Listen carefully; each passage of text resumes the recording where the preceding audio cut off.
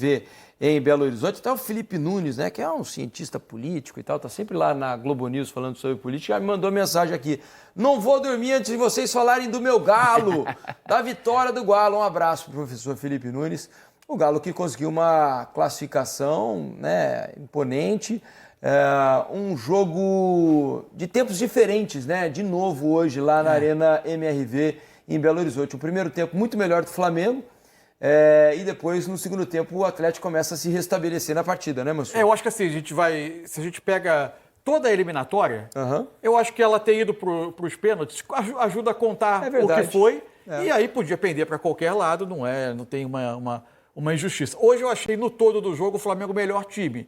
Acho que o domínio do Flamengo no primeiro tempo foi muito grande, o plano de jogo do Felipe Luiz para enfrentar os encaixes individuais se reflete nesse gol espetacular, porque ele tem... Ele começa lá atrás, né, lá atrás com uma dinâmica de terceiro homem, ou seja, o jogador vindo em apoio para quem está de frente. 2 vezes o Flamengo faz essa jogada, faz muito bem essas paredes. O Flamengo voltou a fazer isso que não tinha conseguido fazer contra marcações individuais nos outros 2 jogos contra o Galo. Primeiro tempo, acho que o domínio é bem grande do Flamengo. A bola do Plata é espetacular para o Cebolinha. Do Plata. O Cebolinha aproveita que o Natanael já está precisando correr, se deslocar para persegui-lo e acaba conseguindo fazer o corte e a finalização. Tem outros lances que o Flamengo chega, tem uma chance com o Pedro, tem o lance do Jorginho, que é esse que a gente está vendo agora. Enfim, primeiro tempo o Flamengo controlou muito bem. O segundo tempo, o Cuca faz algumas mexidas de vestiário. Tem uma mexida de nome, que é o Saravia, que inicialmente estava divulgado na escalação inicial, não entrou o Natanael, mas aí entra o Saravia no segundo tempo, mas principalmente na forma de tentar sair de trás, porque o Flamengo também pressionava muito bem o Atlético, e o Atlético não conseguia progredir com bola. Ele começa a usar o Scarpa um pouco mais próximo na saída para tentar melhorar os primeiros passes. Por vezes o Scarpa se coloca do lado direito, fazendo o Rony virar um segundo atacante mais próximo do Hulk. O Flamengo teve um pouco mais de dificuldade de achar essa pressão em alguns momentos, mas depois também o Flamengo volta a atacar mais o Galo. O jogo fica um jogo muito vivo, um jogo de chances de gol. Jogo corajoso, né? Embora a mais clara tenha sido do Atlético nesse lance do Hulk, né? Não era uma finalização. Ele tinha até... Eu até me surpreendi com a opção dele pela finalização de letra. Porque ficou ruim a bola. Ó. Ficou um pouquinho, mas eu achei que ele ia girar o corpo para bater. Ele podia ter arrumado... E ele acaba não batendo, mas o jogo foi muito bom até o fim, o jogo indefinido até o final. Acho que o Galo segue, e pro Galo é uma classificação que pode ser um marco na temporada, porque é um rival que a torcida quer muito vencer, né? É importante para o Atlético vencer o Flamengo, ainda mais depois da questão do ano passado, que reacendeu uma rivalidade muito antiga de algumas décadas. Esse aí é o lance que o Wallace quase fez o gol, que nesse momento seguiu da classificação do Flamengo. Então isso pode trazer, depois de um momento de até um certo embate entre elenco, diretoria, como se até esse episódio e essa classificação em seguida reacendessem o Atlético para esse 2025. E é bom passar, como o Atlético passou, diante de um adversário também que é outro, dificílimo nesses últimos anos, um elenco muito bom, um trabalho muito bem feito pelo Felipe, 2 jogos equilibrados. O Flamengo, ele consegue produzir mais do que o Atlético, e como quase normalmente, né, na maioria das vezes, contra todos os adversários, mas o Atlético, ele parece que encontrou uma maneira, um timezinho ali de conseguir enfrentar esse Flamengo, e acaba também dando a oportunidade, às vezes, desse Atlético se encontrar ou se reencontrar para terminar esse ano, né?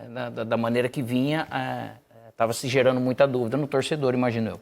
Agora, o Atlético conseguiu enfrentar bem o Flamengo, é verdade, mas nos momentos em que não conseguiu encontrar a bola, porque no primeiro tempo teve dificuldade para ter a bola. A bola queimou um pouquinho mais no pé. Queimou.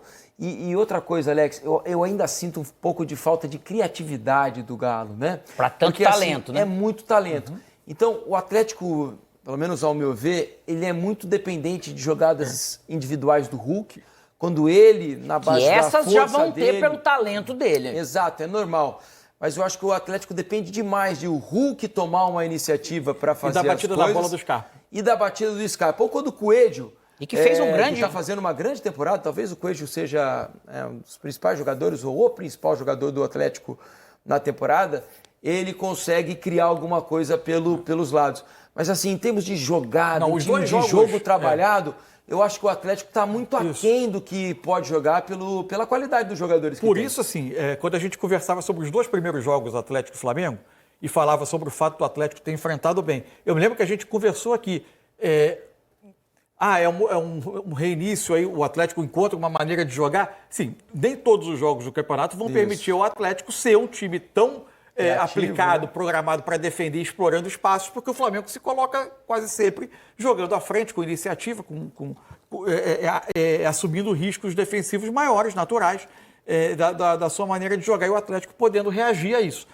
É evidente que em outros cenários o Atlético vai precisar se provar. Onde eu disse que é um reinício de temporada, talvez, não é em relação só a desempenho. Acho até que o segundo tempo do Atlético teve uma melhora. O Atlético conseguiu construir um pouco mais, criou um pouco mais de oportunidades, mas acho que precisa mais.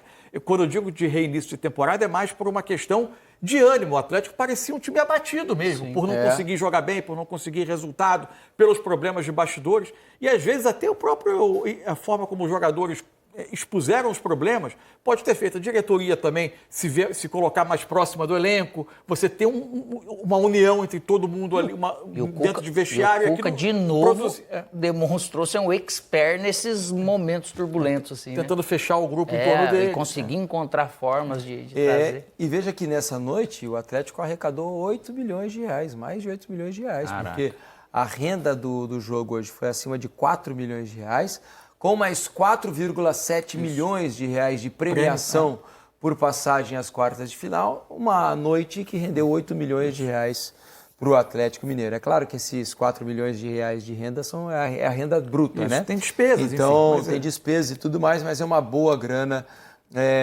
que o Atlético vai colocar no banco nesse momento de dificuldades financeiras. Bom para o Atlético também é ter o coringuinha deles agora, né? O Scarpa. Pode jogar em todo lugar, voltou a jogar bem, participar bem dos jogos. E sobre o lado do Flamengo, não transformar a questão num problema maior do que é.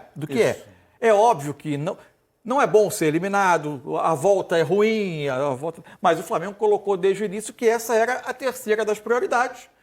É evidente que o Flamengo não jogou para sair e para ganhar semanas livres, ele enfrentou a Copa do Brasil e eu acho que as escolhas, inclusive de escalação, para mim, elas fazem todo sentido. Enfrentou a Copa do Brasil da maneira que, na visão da comissão técnica, não atrapalhasse as prioridades de Brasileiro e Libertadores. Foi com um time forte nos dois jogos, tentando equilibrar minutos de jogadores que têm alguns pontos mais sensíveis. Sim. Foi feito, quase deu para classificar, não deu, o Atlético teve os méritos dele, não transformar isso num trauma para o restante do ano e seguindo o que o Flamengo determinou como suas prioridades. Só para a gente fechar, porque é algo que tem sido muito criticado por torcedores, né? Marcelo Ricciopo, meu amigo aqui, outros flamenguistas estão mandando mensagens aqui na hashtag Troca de Passes sobre a questão da escolha do Wallace Yan fechar as cobranças de pênalti, né? Não pelo fato de ser o jogador que mas pela idade, pela